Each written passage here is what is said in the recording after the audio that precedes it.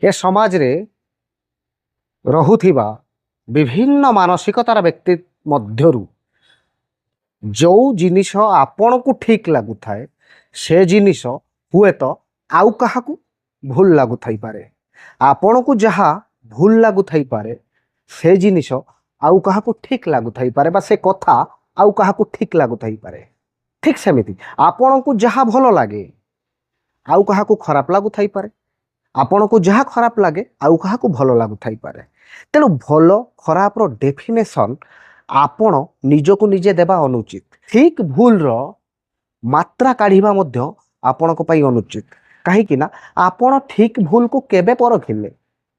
ଏ ଦୁନିଆରେ କେହି ଏମିତି ନାହିଁ ଯିଏ ଠିକ୍ ଭୁଲ ପରଖିବ। କେବଳ ନିଜ ମାନସିକତାକୁ ନେଇକି ସେ ଠିକ୍ ଆଉ ଭୁଲ ବୋଲି କୁହେ। ଯାହାକୁ ଯେଉଁ କଥା ଠିକ୍ ଲାଗେ ଅନ୍ୟକୁ ଟିକେ ସମୟ ପରେ ପୁଣି ସେଇ କଥାଟି ଭୁଲ ଲାଗେ।